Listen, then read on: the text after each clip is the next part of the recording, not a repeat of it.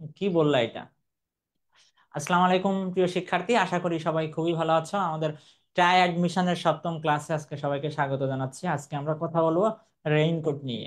এর আগে আমাদের 6টা ক্লাস হয়েছে, যেখানে আমরা ঢাবির প্রশ্ন সমাধান নিয়ে আলোচনা করেছি বা কিভাবে ঢাবিতে প্রশ্ন আসে সেগুলো নিয়ে আলোচনা করেছি। পাশাপাশি বিইউপির প্রশ্ন বিশ্লেষণ নিয়ে আলোচনা করেছি, সাজেশন দেওয়ার চেষ্টা করেছি। বাংলা কিভাবে পড়তে হবে অ্যাডমিশনে সেগুলো নিয়ে আলোচনা করেছি, বিলাসী নিয়ে আলোচনা করেছি। আজকে আমরা কথা বলবো রেইনকোট নিয়ে। তো রেইনকোট গল্পের বেশ কিছু এমসিকিউ আমরা আজকে সমাধান করব, পাশাপাশি গল্পের বিভিন্ন তথ্য আমরা জানার চেষ্টা করব। তো চলো শুরু করা যাক। আজকে আমাদের প্রথম প্রশ্ন কি আছে দেখা যাক। রেইনকোট গল্পের মূল প্রতিপাদ্য বিষয় কি ছিল? রেইনকোট গল্পের মূল প্রতিপাদ্য বিষয়টা আসলে কি ছিল? বৃষ্টি থেকে আত্মরক্ষা, মুক্তিযোদ্ধাদের তথ্য উদ্ঘাটন, নাকি মুক্তিযোদ্ধার জবানবন্দি, নাকি রহস্য উন্মোচন? দেখো, প্রথম যে অপশনটা আছে বৃষ্টি থেকে আত্মরক্ষা, এইটা আসলে হওয়ার কোনো সুযোগ নাই। কোনো সুযোগ নাই, এটা আমরা বাদ দিই প্রথমেই। পরবর্তী আরেকটা অপশন আছে যে রহস্য উন্মোচন। এখানে আসলে কোনো রহস্য উন্মোচন করা হয়নি, কোনো রহস্য উন্মোচন করা হয় না, এটা আমরা বাদ দিতে পারি। বাকি যে দুইটা আছে, একটা হচ্ছে মুক্তিযোদ্ধার জবানবন্দি আর মুক্তিযোদ্ধার তথ্য উদ্ঘাটন। আমরা যদি পুরো গল্পটা দেখি, আমাদের যে নুরুল হুদাকে নিয়ে যাওয়া হলো, পাশাপাশি ওই ওনার কলেজে, ঢাকা কলেজের শিক্ষকদেরকে ধরে নিয়ে যাওয়া হলো, এর মেইন কারণটা কি ছিল?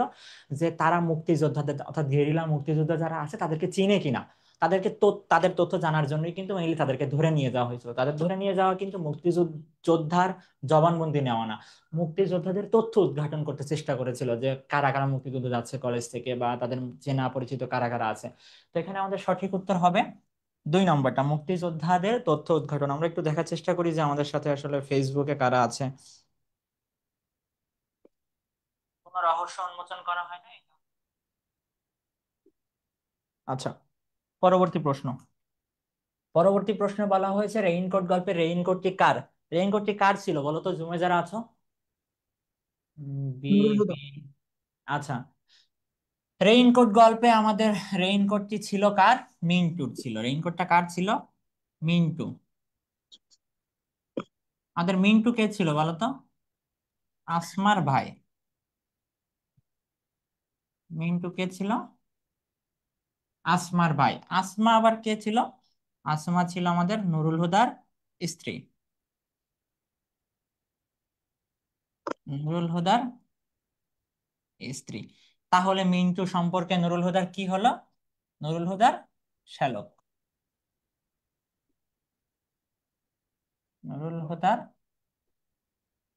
শ্যালক। তো আমরা জানি এই গল্পে আমাদের মিন্টু কি ছিল। মিন্টু ছিল একজন মুক্তিযোদ্ধা। মিন্টু ছিল একজন মুক্তিযোদ্ধা। সে কি করে? সে মগবাজারের, তোমার ঢাকার কেউ থাকলে তারা মগবাজার খুব সহজে চিনবা। মগবাজারের একটা দোতলা বাড়ি থেকে, দোতলা বাড়ি থেকে সে কি করে? যুদ্ধে যায়। কত তারিখে? জুনের 23 তারিখে।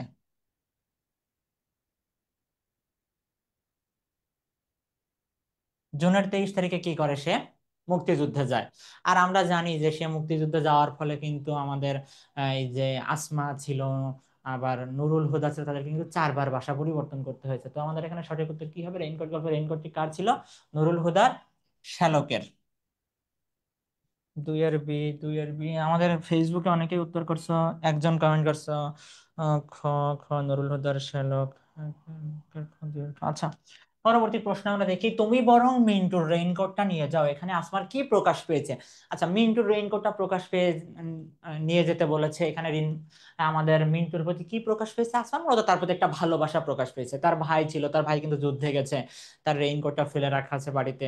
তার স্বামীকে বলছে যে তার ভাইয়ের রেইনকোটটা নিয়ে যেতে। এখানে কিন্তু তার মধ্যে একটা ভালোবাসা প্রকাশ পেয়েছে। সহানুভূতির কোনো বিষয় আসে না এখানে, আবেগও ছিল না। আর ভাইকে কিভাবে এখানে সম্মানের বিষয় আসবে? এখানে সঠিক উত্তর হবে 3 নম্বর। আহ, আচ্ছা, পরবর্তী প্রশ্ন। স্টেশন গানওয়ালা ছোকরার দল বলতে কাদের বোঝানো হয়েছে? আচ্ছা, জুমে যারা আছে তারা উত্তর করো তো এটা। মিলিটারি, হানাদার বাহিনী, মুক্তি বাহিনী, নাকি রাজাকার বাহিনী? মিলিটারি। বুঝি নাই। মিলিটারি? মিলিটারি। জি। আমার উত্তর তো হয় নাই, তুমি আবার ট্রাই করো। স্টেশন গানওয়ালা ছোকরার দল বলতে আসলে মিলিটারিদেরকে বোঝানো হয় না। স্টেশন গানওয়ালা ছোকরা বলতে আমাদের আসলে মুক্তি বাহিনীকে বোঝানো হয়েছে, যারা বিভিন্ন ছদ্মবেশে, যেমন আমরা দেখতে পাই কিন্তু যে ঢাকা কলেজে যখন তারা এসেছিল, তারা কিসের ছদ্মবেশে এসেছিল? কুলির ছদ্মবেশ ধরে এসেছিল। ওকে, তো এই স্টেশনে যে ছোকরাগুলো থাকতো বিভিন্ন ছদ্মবেশ ধরে, মেইনলি আমাদের মুক্তি বাহিনী ছিল, অর্থাৎ মুক্তিযোদ্ধারা ছিল, যারা যুদ্ধের জন্য নিজেদের আত্মরক্ষার জন্য এভাবে ছদ্মবেশ ধরে বিভিন্ন কৌশল অবলম্বন করে থাকতো। ওকে, সঠিক উত্তর হবে 3 নম্বর, মুক্তিবাহিনী। 4-এর সি। আহ মারিনা আক্তার বলেছে 4-এর বি। না, 4-এর বি হবে না, 4-এর সঠিক উত্তর হবে আমাদের সি। 4-এর সঠিক উত্তর হবে সি নম্বর। দোজখের ওম আখতারুজ্জামান ইলিয়াসের কোন ধরনের রচনা? বলো, কোন ধরনের রচনা? এটা হচ্ছে উপন্যাস। দোজখের ওম উপন্যাস? একটু ভালো করে বই পড়তে হবে, বুঝছো? আমরা যদি দেখি যে আমাদের আখতারুজ্জামান ইলিয়াসের যে কবি পরিচিতি, এখানে কিন্তু আমাদের তার বিশেষ কয়েকটা গল্প গ্রন্থ নিয়ে কথা আছে। কি কি গল্প আছে দেখো তো। একটা আছে জাল স্বপ্ন, স্বপ্নের জাল। জাল স্বপ্ন, স্বপ্নের জাল,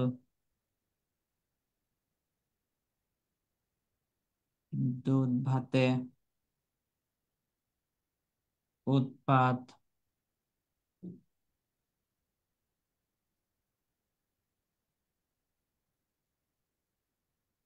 দোজখের ওম। তাহলে কি হলো? দোজখের ওম আমাদের কি হবে? দোজখের ওম হবে আমাদের গল্প গ্রন্থ। ওকে, একজন উত্তর করছো প্রবন্ধ। 5-এর সি, প্রবন্ধ। না, প্রবন্ধ হবে না, আমাদের হবে গল্প গ্রন্থ। পরবর্তী প্রশ্ন, আখতারুজ্জামান ইলিয়াস রচিত গ্রন্থ কোনটি? এখানে 4টা গ্রন্থ দেওয়া আছে, এর মধ্যে আখতারুজ্জামান কোনটা লিখেছে? প্রথম দেওয়া আছে কি, সভ্যতার সংকট। সভ্যতার সংকট আমাদের লিখেছে আমাদের রবীন্দ্রনাথ ঠাকুর। কে লিখেছেন? রবীন্দ্রনাথ। পরবর্তীতে যেটা আছে সংস্কৃতির কথা, এটা লিখেছে মোতাহার, মোতাহের হোসেন। পরবর্তী যেটা আছে সংস্কৃতির ভাঙা সেতু, এটা আমাদের আখতারুজ্জামান লিখেছেন। আখতারুজ্জামান লিখেছেন এটা। পরবর্তী যেটা আছে শিক্ষা ও মনুষ্যত্ব, এটা কিন্তু আমাদের নতুন যে সিলেবাস আছে 26-এর, সেই সিলেবাসে কিন্তু আছে। এটা কে লিখেছে? আমাদের মোতাহের হোসেন। ওকে, তাহলে আমাদের সঠিক উত্তর কি হবে? সঠিক উত্তর হবে সংস্কৃতির ভাঙা সেতু, অর্থাৎ আমাদের উত্তর হবে 6-এর সি। 5-এর ঘ, 6-এর জান্নাতুল মাওয়া বলেছে, 6-এর গ। রিয়ান আহমেদ 6-এর গ। হ্যাঁ, সঠিক উত্তর 6-এর গ হবে, সংস্কৃতির ভাঙা সেতু। পরবর্তী প্রশ্ন আমরা দেখি, মুয়াজ্জিনের মৃত্যুর আগে রাতটা নুরুল হুদার নিকট কেমন ছিল? বলতে পারবা? আচ্ছা, এই গল্পে কিন্তু একটা রাতের কথা বলা আছে। কোন রাত সেটা? জমে যারা আছে তারা বলো তো, একটা ভয়ানক রাতের কথা বলা আছে, কোন রাতের কথা বলা আছে? ক্র্যাকডাউনের রাত। হুম? ক্র্যাকডাউন। ক্র্যাকডাউনের রাত। দেখো, খুব সুন্দর করে বলা আছে, কিন্তু ক্র্যাকডাউনের রাত বলতে কত তারিখের রাত বোঝাচ্ছে বলো তো? 25শে মার্চে। ক্র্যাকডাউনের রাত অর্থাৎ কি? 25শে মার্চের রাত। 25শে মার্চ কি হয়েছিল বলো তো? Operation search light. গুড, তুমি তো ভালো পড়াশোনা করো। 25শে মার্চের রাত, ওই দিন কি হয়েছিল? Operation search light. Operation search light অর্থাৎ কি, আমাদের নির্বিচারে আমাদের বাঙালিদের উপর যে অত্যাচার চালিয়েছিল পাকিস্তান হানাদার বাহিনী, ঠিক ওই দিনে কিন্তু আমাদের কি হলো, যে মুয়াজ্জিন আহ, না আজান দিতে দিতে কিন্তু তাকে আসলে হত্যা করা হয়, সে কিন্তু আজানটাও শেষ করতে পারে নাই। তো এই রাতটা তার নিকট কেমন ছিল? অবশ্যই যখন এভাবে মানুষ মারা হবে, অবশ্যই রাতটা আনন্দময় হবে না। খুব এটুকু বুঝতেই পারতেছো, আনন্দময় হবে না, ভয়হীন এটা হবে না। যেহেতু মানুষ মারতেছে, সবারই তো জানের ভয় আছে, সেই হিসাবে তারও ভয় করা উচিত, সেহেতু ভয়হীন হবে না।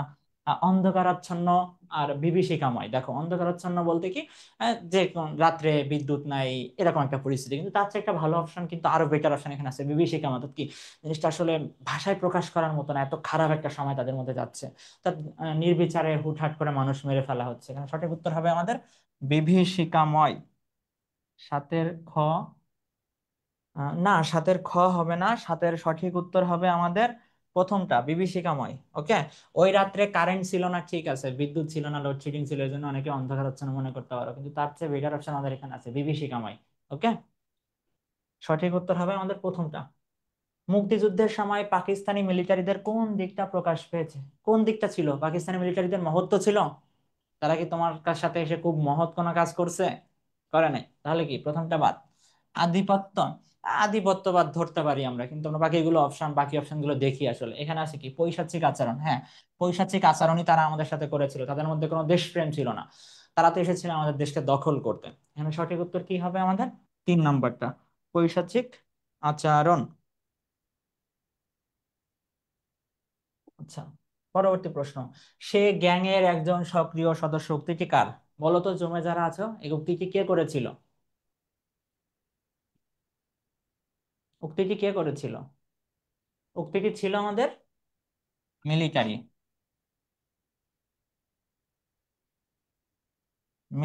মিলিটারি এই উক্তিটা কার প্রতি ইঙ্গিত করে করেছিল? আমাদের নুরুল হুদার প্রতি। কারণ তারা ভেবেছিল কি, নুরুল হুদা হয়তো আমাদের রেইনকোট গল্পের যে আহ, মুক্তিযোদ্ধারা ছিল, মুক্তিযোদ্ধাদের কথা বলা আছে, তাদের সাথে হয়তো তার একটা ভালো সম্পর্ক আছে। এই জন্য তাকে কি একটা সক্রিয় সদস্য ভেবেছিল। কে ভেবেছিল? মিলিটারিরা ভেবেছিল। নয়ের ছি, নয়ের ছি। আচ্ছা, 10 নম্বর, রেইনকোট গল্পটি মুক্তিযুদ্ধের কোন সময় নিয়ে রচিত? তোমাদের এই প্রশ্নটা এসেছে পাঠ পরিস্থিতি থেকে। কি থেকে? পাঠ পরিচিতি।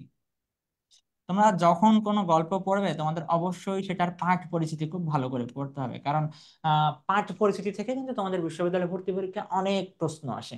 পাঠ পরিচিতি ভালোভাবে না পড়ার কারণে কিন্তু অনেক প্রশ্ন তোমার মনে হয় আসলে প্রশ্নটা কোথা থেকে এসেছে, প্রশ্নটা তো কখনো পড়ি নাই, এমন মনে হইতে পারে। এই জন্য তোমাদেরকে কি করতে হবে? পাঠ পরিচিতি খুব ভালো করে পড়তে হবে। আমরা যদি ওখানে পড়ি তো খুব সুন্দর করে কিন্তু দেওয়া আছে যে কি মুক্তিযুদ্ধের কি শেষ পর্যায়ের কথা বলা আছে। খুব সুন্দর করে কিন্তু লেখা আছে যে শেষ পর্যায়ে। এখন তুমি কিন্তু পুরো গল্পে কোথাও এটা পাবা না।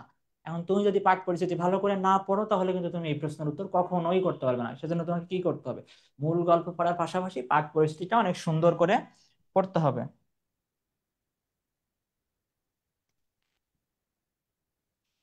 আচ্ছা, পরবর্তী।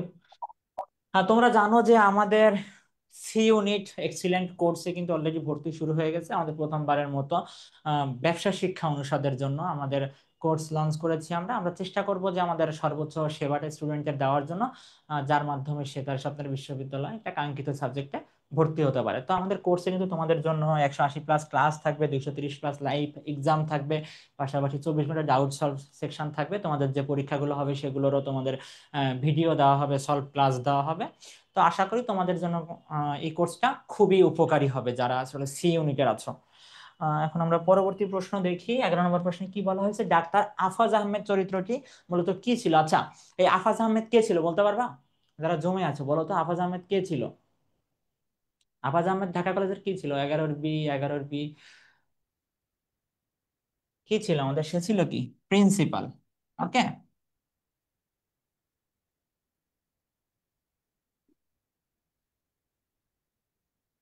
সে কিন্তু আমাদের প্রিন্সিপাল ছিল। ওকে, আফাজ আহমেদ কি ছিল? প্রিন্সিপাল। কিন্তু সে কেমন টাইপের ছিল? সে ছিল আমাদের একটা রাজাকার। সে কিন্তু মুক্তিযোদ্ধার সহযোগী ছিল না। সে কিন্তু সারাক্ষণ কি ভাবতো? যে মুক্তিযোদ্ধাদের জন্য পতন হয়, মুক্তিযোদ্ধারা যেন হেরে যায়। সে সারাক্ষণ চিন্তা করতো যে কিভাবে এই হিন্দুস্তানের হাত থেকে, অর্থাৎ বাঙালিদের হাত থেকে এটা পাকিস্তানকে রক্ষা করা যায়। সে কিন্তু মুক্তিযুদ্ধ শুরুর সময় পাকিস্তানি রাজাকারদের বলেছিল যে প্রত্যেক এলাকা থেকে কি শহীদ মিনারটাকে ধ্বংস করে ফেলতে। কারণ কি, শহীদ মিনার আমাদের একটা জাতীয় প্রেরণার উৎস, সেই প্রেরণার উৎসকে কিন্তু সে ধ্বংস করতে বলেছিল। ওকে, অর্থাৎ তার সমস্ত আচরণে আমরা কি বলতে পারি? সে ছিল একজন রাজাকার। 11-বি, 11-বি। আচ্ছা, 12 নম্বর প্রশ্ন দেখি আমরা। শব্দটি, শব্দের যতি চিহ্নে বিরতিকাল জিজ্ঞাসা করা হয়েছে। এই প্রশ্নটা এসেছে আমাদের বিরাম চিহ্ন অংশ থেকে। আমরা কিন্তু চেষ্টা করব আমাদের টেক্সট বইয়ের যে গল্প আছে সেখান থেকেও বিরোচন যে আমাদের বাংলা ব্যাকরণের অংশগুলো শেখার জন্য। এখানে কোন চিহ্ন দেওয়া আছে আমাদের? বিস্ময় সূচক চিহ্ন দেওয়া আছে, বিস্ময়বোধক চিহ্ন দেওয়া আছে, বিস্ময় বোধক চিহ্ন। তো আমরা জানি যে বিস্ময়বোধক চিহ্নে আমাদের কতক্ষণ থামতে হয়? 1 সেকেন্ড থামতে হয়। তাহলে সঠিক উত্তর কি হবে আমাদের? 2 নম্বর। পরবর্তী প্রশ্ন, আখতারুজ্জামান ইলিয়াসের রচিত গল্পগ্রন্থ কোনটি? আমি কিন্তু একটু আগেই বলে এসেছি যে খোয়ারি, দুধ ভাতে উৎপাত, জাল, স্বপ্ন, স্বপ্নের জাল, এগুলো কি ছিল? তার গল্পগ্রন্থ ছিল। এখানে চন্দ্রবিন্দু হবে না, আমাদের বানানটা কি হবে? খোয়ারি। খোয়া জি। 14 নম্বর প্রশ্ন, রেইনকোট গল্পে অধ্যক্ষ মহোদয়ের পিয়নের নাম কি ছিল? তেরোর তেরোরে। আচ্ছা, ওই তো একজন উত্তর করেছো। কি ছিল? ইসাক মিয়া ছিল। ইসহাক। আমরা জানি কিন্তু সে মুক্তিযুদ্ধের শুরু থেকে সে কি বলে শুরু করেছে, বাংলা বলা ছেড়ে উর্দু বলা শুরু করেছে, কারণ সে ভাবছিল কি উর্দুতে কথা বললে হয়তো পাকিস্তানিরা তাকে কিছু করবে না, তাকে একটা অন্যরকম সম্মান দিবে। অর্থাৎ সে কিন্তু নিজের জীবন বাঁচাতে এই পদ্ধতিটা অবলম্বন করেছিল। তো সেখানে আবার কিন্তু বর্ণনা আছে যে তার দাদা না পরদাদার আমলের কে হয়তো পাকিস্তানি বা উর্দু ভাষা ভাষী ছিল, যার কারণে সে কি করে উর্দু ভাষায় কথা বলা শুরু করে। আমরা কিন্তু দেখতে পাই এই গল্পে তার কিন্তু একটা ভালো প্রভাব ছিল। সে কিন্তু পাকিস্তানিদের সহযোগী হিসাবে নিজেকে খুব ভালোভাবেই প্রমাণ করার চেষ্টা করেছিল পুরো গল্প জুড়েই। তো রেইনকোট গল্পে আমাদের অধ্যক্ষ মাদার পিয়নের নাম কি ছিল? এই। আচ্ছা, যার সাউন্ড হচ্ছে সে একটু দয়া করে মিউট করো। যার আশেপাশে সাউন্ড হচ্ছে সে একটু মিউট করার চেষ্টা করো। পরবর্তী প্রশ্ন, মেয়াদ কোন ভাষা থেকে আগত শব্দ? দেখো, আমাদের শব্দ থেকে বিশ্ববিদ্যালয় ভর্তি পরীক্ষায় প্রশ্ন আসবে, আমরা চেষ্টা করব যে প্রত্যেকটা গল্প কবিতার গুরুত্বপূর্ণ শব্দগুলো কোন ভাষা থেকে এসেছে সেটা জানার জন্য। মেয়াদ কোন ভাষার শব্দ আমাদের, কেউ বলতে পারবা? দেখি কেউ বলতে পারো কিনা। দেখি এটার উত্তর কে কি দিচ্ছ। মেহেদি হাসান 14, গ ঋতু 14, ছি রিয়ান আহমেদ 14, ছি 15 কি হবে বলো? 14 তো উত্তর করছো, ফার্সি। 15 কি হবে? ডি মেয়াদ হবে কোন আরবি। ভাষা থেকে? বুঝি নাই। আরবি। ডি। আরবি হবে। ডি হবে। গুড। আরবি উত্তর দিছে, নওশিন ডি। উত্তর দিছে 15 বি, সঠিক উত্তর হবে আমাদের আরবি। জান্নাতুল মাওয়া উত্তর করেছে। রেইনকোট গল্পে মিসক্রিয়েন্ট শব্দটির অর্থ কি? আচ্ছা, মিসক্রিয়েন্ট শব্দটি কিন্তু আমাদের বাঙালি যে মুক্তিযোদ্ধারা ছিল তাদেরকে অবজ্ঞা করে পাকিস্তানিরা ব্যবহার করতো। এই মিসক্রিয়েন্ট শব্দটার যে প্রশ্ন এসেছে এটা কিন্তু আমাদের শব্দ অর্থ থেকে এসেছে। শব্দ অর্থ থেকে আমরা যদি শব্দ অর্থ পড়ি, শব্দ অর্থ কিন্তু খুব সুন্দর করে দেওয়া আছে। কি মিসক্রিয়েন্ট মানে? কি দুষ্কৃতকারী। এটা কাদেরকে বোঝানো হচ্ছে? বাঙালি মুক্তিযোদ্ধাদেরকে বোঝাচ্ছে। মুক্তি যোদ্ধাদের। মুক্তিযোদ্ধাদের কি হিসাবে ব্যবহার করত? হেয় প্রতিপন্ন করতে কিন্তু এই শব্দটা পাকিস্তানিরা ব্যবহার করত। অর্থাৎ তারা করতেছে খারাপ কাজ, তারা যত অন্যায় অবিচার করতেছে, কিন্তু দুষ্কৃতকারী বলতেছে কাদেরকে? মুক্তিযোদ্ধাদের। পশলা শব্দটি কোন ভাষার শব্দ? উর্দু, ফার্সি, তুর্কি, আরবি। পশলা শব্দটি পশলা দ্বারা বোঝায় যে বৃষ্টির যে ফোঁটা পড়তেছে, এটাকেই আসলে বোঝায়। তো পশলা শব্দটি আমাদের ফার্সি ভাষার শব্দ। পরবর্তী প্রশ্ন আমরা দেখার চেষ্টা করব। আচ্ছা, তোমরা জানো যে আমাদের বি ইউনিট এক্সিলেন্ট কোর্সে কিন্তু 1500 টাকা ছাড়ে এখনো ভর্তি চলছে। আমাদের 23 তারিখ থেকে ক্লাস শুরু হবে বি ইউনিট এক্সিলেন্ট কোর্সে। তো তোমরা যারা এখনো ভর্তি হও নাই, দ্রুত ভর্তি হয়ে যাও, কারণ প্রথম থেকে ক্লাস না করলে তুমি অনেক কিছু মিস করে ফেলবা। আচ্ছা, কেউ একজন মনে হয় বোর্ডে লিখতেছো, এইসব করো না বুঝছো। স্ক্রিনে দাগ দেওয়া যাবে না, তুমি ক্লাস করো ঠিকঠাক মতো। সে বেশ হন হন করে হাঁটে, বাক্যে হন হন শব্দটি কোন পদ? আচ্ছা, এটা খুব সুন্দর একটা প্রশ্ন, আমাদের ব্যাকরণের প্রশ্ন। বলছে সে বেশ হন হন করে হাঁটে, বাক্যে হন হন শব্দটি কোন পদ? দেখো, হন হন আমাদের কাকে বিশেষায়িত করতেছে? আমাদের এই হাঁটাটাকে বিশেষায়িত করতেছে। তো হাঁটাটা কি আমাদের ক্রিয়া। তো ক্রিয়াকে যখন বিশেষায়িত করে তখন কি হয়?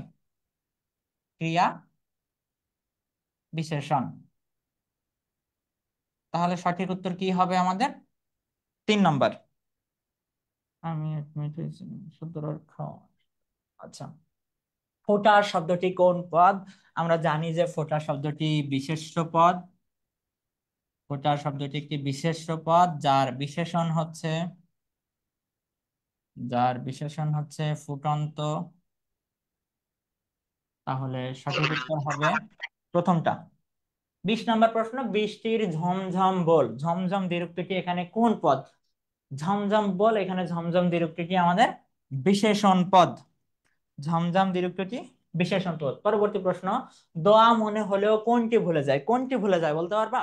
আমরা জানি যে ফিজিক্যাল স্টাডিজ। রেইনকোট গল্পে যখন গল্পের শুরু থেকে আমরা কিন্তু দেখতে পাই যে আমাদের যে নুরুল হুদা ছিল, সে মুক্তিযুদ্ধের শুরু থেকে নিজেকে অনেকটা ইসলামিক, অর্থাৎ সে যে মুসলমান এটা প্রমাণ করার চেষ্টা করতো। সে বাইরে বেরোলে সবসময় কি পাঁচ কলেমা তার মুখে থাকতো, সে সবসময় দোয়া দুরূদ পড়তে থাকতো। কিন্তু ওই যে মেকি একটা কাজ করতে গেলে না ঠিকভাবে হয় না, নিজেকে চাচ্ছে ওটা প্রমাণ করতে, কিন্তু সে আসলে সেটা না, এটা কিন্তু তখন যথাযথভাবে সম্পূর্ণ হয় না। সে যেহেতু আসলে ওই ধরনের মানুষ ছিল না, সে চাইছিল নিজেকে খুব ইসলামিক প্রমাণ করতে, কিন্তু দেখা যাচ্ছে কি যে মাঝে মাঝে সে মাথায় টুপি দিতে ভুলে যাচ্ছে, কলেমাগুলো মনে থাকলেও তার মাথায় টুপি থাকতেছে না। এখন মুসলিম প্রমাণ করতে গেলে তার মাথায় টুপি দেওয়া তো আসলে একটা বাধ্যকর জিনিস, যেটা তার আসলে করা লাগবে, কিন্তু সে কিন্তু ভণ্ডামি করতে গিয়ে ধরা খেয়ে যাইতো, তার কিন্তু মাথায় টুপি দিতে মনে থাকতো না মাঝে মাঝে। সঠিক উত্তর কি হবে? সি নম্বর, 21-এর সি, 21-এর সি। হ্যাঁ, সঠিক উত্তর দিয়েছো তোমরা। শনিতে 7, মঙ্গলে 3, আর সব দিন দিন, এটি কি ছিল? আমরা জানি কিন্তু গল্পের শুরুতে বলা আছে কি যে একটা জেনারেল স্টেটমেন্টের কথা বলা আছে, সাধারণ বিবৃতি আছে যে কি শনিতে 7, মঙ্গলে 3, আর সব দিন দিন, এটা একটা কি জেনারেল স্টেটমেন্ট, কিন্তু এর স্পেসিফিক ক্লারিফিকেশন আছে। কি আছে? যেমন আহ, রবিবার মঙ্গলবারে যদি বৃষ্টি শুরু হয় তাহলে কি হবে, 3 দিন ধরে মেঘের গুরু গুরু চলবে, বৃষ্টি চলবে। আহ, আবার বুধের সকালে নামলো জল, আহ মেঘ কয় এবার জল, অর্থাৎ এভাবে যে অনেক বর্ণনা দেওয়া আছে একদম প্রথমেই কিন্তু খুব সুন্দরভাবে বলা আছে। আমরা কিন্তু এটা পড়লেই জানবো। 22-এর উত্তর 22। আচ্ছা, কি হবে এটা? এটা হবে আমাদের জেনারেল স্টেটমেন্ট। পরবর্তী প্রশ্ন, রেইনকোট গল্পটি কোন এলাকায় মুক্তিযুদ্ধের পরিস্থিতি নিয়ে রচিত, বলো। কোন এলাকায় ছিল? ঢাকা কলেজ কোন এলাকায় অবস্থিত? ঢাকা কলেজ কোন এলাকায়? ঢাকা কলেজের কথা যেহেতু বলা আছে সেহেতু সঠিক উত্তর আমাদের কি হবে? ঢাকা। পোশাক কোন ভাষার শব্দ? পোশাক কোন ভাষার শব্দ বলতে পারবা? যারা জমে যুক্ত আছো বলো তো, পোশাক কোন ভাষার শব্দ? ফার্সি। ফার্সি। গুড। আচ্ছা, এখন কিছু প্রশ্ন করি, কিছু তথ্য জিজ্ঞাসা করি এই গল্প সম্পর্কিত, যেগুলো আসলে খুব গুরুত্বপূর্ণ পরীক্ষার জন্য। বলো তো, যারা জমে আছো তারা বলো, যে এই গল্পে আসলে আমাদের উর্দুর প্রফেসর কে ছিল বলো তো? আকবর সাজিদ। আকবর সাজি উর্দুর প্রফেসর কে ছিল? আকবর সাজিদ। ওকে, তোমরা সবাই একটু উত্তর করবা, আকবর সাজিদ সাজিদ। জিওগ্রাফির প্রফেসর কে ছিল বলো তো? জিওগ্রাফির প্রফেসর কে ছিল?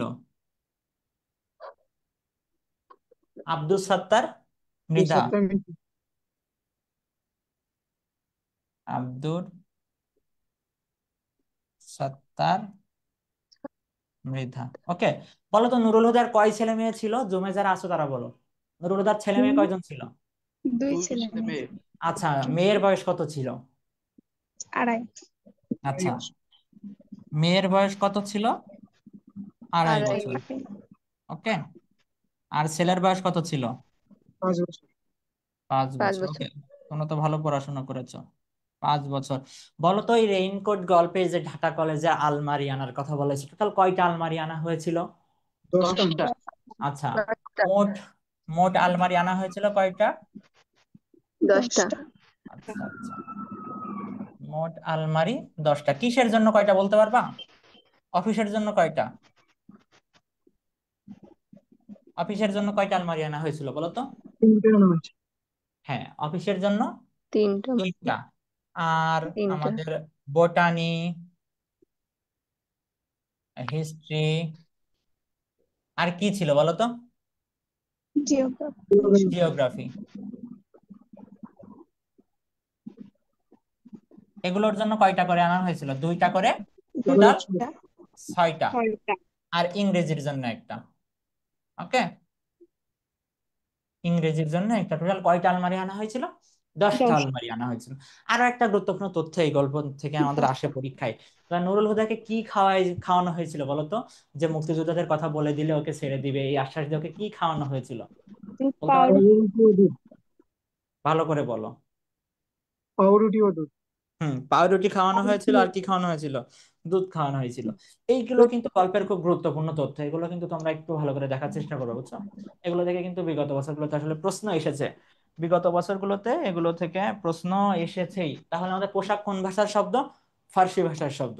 ফার্সি ভাষার অনেক প্রশ্ন কিন্তু আমাদের ভর্তি পরীক্ষায় আসতে দেখা যায়।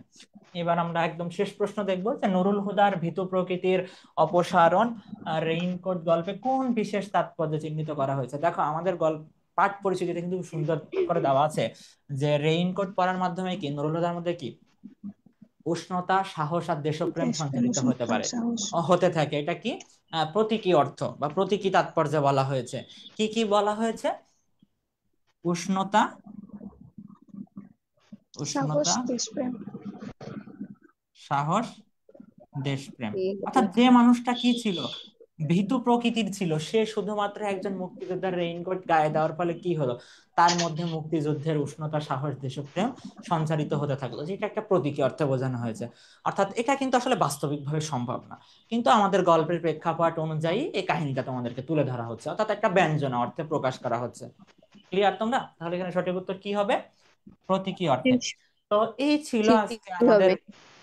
রেইনকোট গল্পের 25টা এমসিকিউ। আমরা দেখার চেষ্টা করেছি খুঁটিনাটি, খুব বেশি আমরা দেখি না, যে বিষয়গুলো আসলে পরীক্ষা সচরাচর আছে সেগুলো দেখেছি।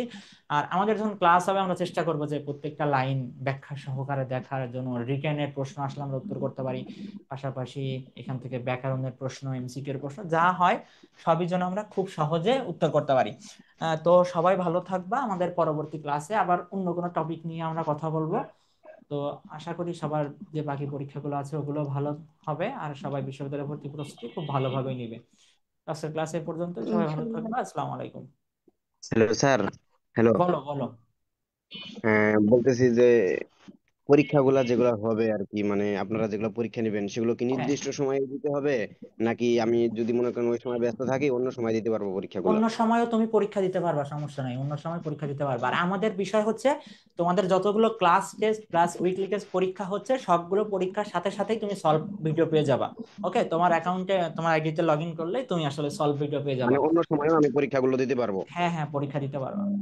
আরেকটা বিষয় স্যার, আপনারা হ্যাঁ, আমাদের সঙ্গে কতদিন পর্যন্ত থাকবেন, মানে শুধুমাত্র ঢাকা ভার্সিটির প্রিপারেশন এটা তুমি কি পর্যন্তই? ধরনের কথা বললা? ঢাকা ইউনিভার্সিটি কথা আসবে কেন?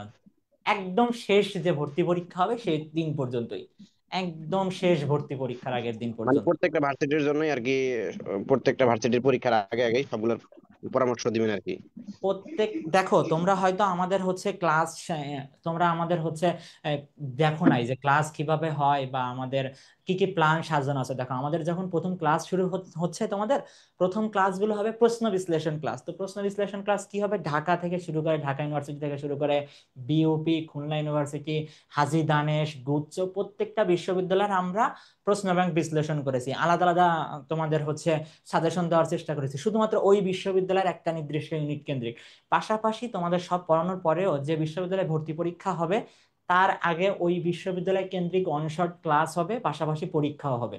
ওকে, একদম শেষ জি দিন স্যার। পর্যন্তই তোমার আর আপনারা লাস্ট। তো বলো। আমাদেরকে তো মানে যেগুলো পড়াবেন বই, আরো শিট টিট এগুলো দিবেন না আপনারাই, নাকি আমাদের কিনতে আমাদের হবে? 3টা ডাইজেস্ট দেওয়া হবে, তোমাদেরকে বলা হয়েছে কিনা, তোমরা হয়তো আমাদের এগুলো দেখো না। আমাদেরকে তোমাদের 3টা প্রিন্টেড ডাইজেস্ট দেওয়া হবে। ওকে, তো ডাইজেস্ট গুলো যদি তুমি এখনো কখনো না দেখে থাকো, তো ডাইজেস্টের বিষয়টা হচ্ছে তোমাদের আমরা ক্লাসে যা পড়াবো, ওকে, ক্লাসে যে টপিক পড়ানো হবে টপিকের বিস্তারিত তো আলোচনা করা হবে, পাশাপাশি ওই ডাইজেস্টে তোমার ওই টপিক থেকে বিগত বছরের সকল ইউনিভার্সিটির প্রশ্নগুলো অ্যাড করা আছে। অর্থাৎ তুমি আমাদের ক্লাস করবা আর ওখান থেকে প্র্যাকটিস করবা। কোনো কিছু যদি তোমার বুঝতে অসুবিধা হয় তুমি আমাদের ডাউট সলভ সেকশনে জানাতে পারবা, সাথে সাথে আমরা চেষ্টা করব তোমার উত্তর দেওয়ার। আর বাংলা যে ডাইজেস্টের কথা আমি যদি বলি, বাংলা ডাইজেস্টে তোমাদের এইচএসসি সকল প্রশ্ন 25-এর এগুলো অ্যাড করা আছে, পাশাপাশি সকল বিশ্ববিদ্যালয়ের রিটেন। তোমরা জানো এবার খুলনা বিশ্ববিদ্যালয়ে কিন্তু নতুন রিটেন পরীক্ষা হয়েছে, জগন্নাথের রিটেন পরীক্ষা হয়েছে। তো ঢাবিতে যেভাবে রিটেন প্রশ্ন আসে সেগুলো অ্যাড করা হয়েছে, পাশাপাশি তোমাদের প্র্যাকটিসের জন্য খুলনা ইউনিভার্সিটিতে যে ধরনের রিটেন আসতে পারে বা জগন্নাথে আসতে পারে, হিউজ প্র্যাকটিস তোমাদের দেওয়া আছে ডাইজেস্টে। ওকে, আশা করা যায় এই ডাইজেস্ট গুলো পড়লে তোমার আর বাইরের কোনো বই লাগবে না। বলো। মানে আপনারা যেগুলো পড়াবেন সেগুলো বইগুলো আগে আপনারা দিয়ে দিবেন, আর আপনাদের বইয়ের আমরা তোমাদেরকে ভিতরেই পড়তে প্র্যাকটিস হবে বুক দিব, অর্থাৎ আমরা যে টপিক পড়াবো ওই টপিকের যতগুলো প্রশ্ন প্র্যাকটিস করা দরকার তুমি প্র্যাকটিস বই থেকে করতে পারবা।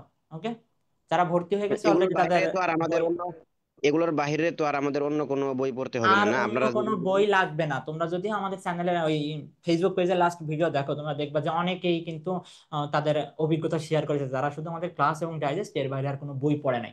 তুমি ক্লাসটা ভালোভাবে করো, আগে ডাইজেস্টটা শেষ করো, তারপরেও যদি তোমার মনে হয় যে আসলে কোনো কিছু পড়ার দরকার, তখন তুমি বাজারে একটা বই দেখতে পারো। দেখবা যে আমরা না, যা পড়াচ্ছি এর বাইরে আসলে খুব একটা কিছু নাই না, বই। বুঝছো? আপনাদের এই যে ডাইজেস্টে কত, হ্যাঁ, মানে প্রিভিয়াস ইয়ারে কত পর্যন্ত কোশ্চেন ব্যাংক আছে? ডাইজেস্টে আমরা তো প্রিভিয়াস ইয়ারের প্রশ্ন তুলেছি তোমার টপিক আলাদা করে, ওকে? অর্থাৎ ওই টপিকে মোটামুটি যতটুকু আমাদের কালেক্ট করা সম্ভব হয় সবগুলোই দেওয়া আছে। এমন না যে সাল ধরে ধরে দেওয়া, একটা টপিক দেওয়া, টপিকে ওই টপিকের উপরে বিশ্ববিদ্যালয়, সকল বিশ্ববিদ্যালয়ে যে প্রশ্নগুলো এসেছে সবগুলোই দেওয়া আছে, ওকে? পাশাপাশি আর আমরা তোমাদের প্র্যাকটিসের জন্য আমরাও হিউজ প্রশ্ন অ্যাড করেছি, তো যেগুলো তোমাদের প্র্যাকটিসের জন্য সহায়ক হতে পারে। আমরা যে আপনাদের থেকে ভর্তি হব, ভর্তি হইলে ওই ভর্তির টাকার মধ্যেই আপনারা ওই যেগুলো বই প্রয়োজন দিয়ে দিবেন। ভর্তির ক্ষেত্রে এটা দুইটা কি? প্রসেস আছে, একটা হচ্ছে বই সহ ভর্তি আর একটা হচ্ছে বই ছাড়া ভর্তি। দুইটা অপশন আছে। অনেকেই দেখা যায় হচ্ছে বই নিতে চায় না, বই ছাড়া ভর্তি হয়, কারণ তার কাছে বই থাকতে পারে, পাশাপাশি অনেকের আর্থিক সমস্যা থাকতে পারে, যার কারণে অনেকেই বই নেয় না। এখন তোমার যেটা তুমি নিবা সেটাই, বুঝছো? মানে দুইটা যে সুযোগ আপনাকে তোমাদের কোশ্চেন থাকবে। করতেছে সে হয়তো আপনাদের বিস্তারিত জানে না, মানে সে না জেনে আর কি আপনাকে এই কোশ্চেন গুলো করতেছে, অথচ আপনাদের পেজে সবকিছু দেওয়া আছে। হ্যাঁ, হ্যাঁ, পেজে সবকিছু দেওয়া আছে। পেজে স্যার, ওখান থেকে তো জেনে ডাইজেস্ট নিতে পারেন। গুলো কবে নাগাদ পাবো? কি বই? জি স্যার। তুমি কি পেইড ব্যাচের স্টুডেন্ট? হ্যাঁ, এই দেখলাম পেইড 12 তারিখ। তোমাদের আজকেও কিন্তু জানিয়ে দেওয়া হয়েছে আসলে বই কবে যাবে। আজকে আবার লাস্ট একটা রিমাইন্ডার দেওয়া হয়েছে না, যে কারো লোকেশন চেঞ্জ করার সুযোগ থাকলে বা কিছু থাকলে, তো কিন্তু খুব স্যার, বারো দ্রুত তারিখ ইনশাল্লাহ থেকে পেয়ে শুরু যাবা। হবে স্যার। বারো বলো। তারিখ থেকে শুরু হবে, এই কয়দিন নাগাদ এটা চলবে? বা কি 12 তারিখে কি আমরা পেয়ে যাবো, বা 1-2 দিন লেট হতে হয়তো পারে? 2-3 দিন লেট হইতে পারে, কুরিয়ারের বিষয় তো বুঝোই তো, 2-3 দিন লেট হইতে পারে। আচ্ছা স্যার। জি। আচ্ছা, স্যার ঠিক আছে। আর আরেকটা প্রশ্ন আমার, হ্যাঁ, বলো। স্যার আমার বেসিকটা তেমন ভালো না, আগে থেকে তেমন দেখো, ভালো একটু আর কি। বিশ্ববিদ্যালয়ে ভর্তি পরীক্ষার জন্য যা দরকার যারা ক্লাস করেছে তারা জানে, আমরা কিন্তু একদম তোমার হাতে কলমে যা দরকার প্রথম থেকে শেষ পর্যন্ত সবই শেখানো হবে। সবার তো বেসিক থাকবে না, এটা স্বাভাবিক বিষয়। তো বিশ্ববিদ্যালয় ভর্তি পরীক্ষার জন্য তোমার যতটুকু দরকার সবকিছু শেখানো হবে। তোমাদের আমাদের পেজে হিউজ ক্লাস দেওয়া আছে ফ্রি। তোমাদের কি কোনো ক্লাস মনে হয়েছে যে তোমাকে এমন কিছু শেখানো হচ্ছে যার আগে অনেক কিছু বাদ রাখা হয়েছে? এমন তো হয় না। একদম বেসিক থেকে শেখানো হয়, বেসিক থেকে অ্যাডভান্স লেভেলেই তোমাকে আমাদের নিয়ে কোনো যাওয়া হয়। প্রয়োজনে বা কোনো পরামর্শের জন্য আপনাদের কাছে তো ফোন দিয়ে আমরা পরামর্শ নিতে পারবো না, ডাউট মানে সে সলভ সময় যদি সেকশনে আমাদের তুমি দিবেন। যদি ভর্তি হও, স্টুডেন্ট কেউ তোমার পরিচিত থাকে, তুমি তাকে জিজ্ঞাসা করতে পারো। ডাউট সলভ সেকশনে আমরা চেষ্টা করি রাত 11টা 12টা পর্যন্ত টানা তোমাদের যত প্রশ্ন আসে সব দেওয়ার চেষ্টা করি। পাশাপাশি যার যে জিজ্ঞাসা আছে আমরা উত্তর দেওয়ার চেষ্টা করি, ওকে? আর তুমি যদি আমাদের পেজে ভিডিও দেখে থাকো, দেখবা যে আমাদের ভর্তি, আমাদের ক্লাস টেস্ট বা উইকলি টেস্টে যদি কেউ খারাপ রেজাল্ট করে তাকে কিন্তু আমরা পার্সোনালি ফোন করি, কি কি সমস্যা সেটাও জানার চেষ্টা করি। সেই হিসাবে তোমার যদি কোনো সমস্যা থাকে তুমি নির্দ্বিধায় আমাদেরকে রিস্ক করতে পারবা, এটা কোনো সমস্যা নাই। আর কোনো প্রশ্ন? আপাতত শেষ করে দিই আমরা। আর প্রশ্ন থাকলে সেটা পরের ক্লাসে, ওকে? সবাই ভালো থাকো। আজকে এই পর্যন্তই, আমরা তাহলে শেষ করে দিই। ঠিক আছে। ওকে।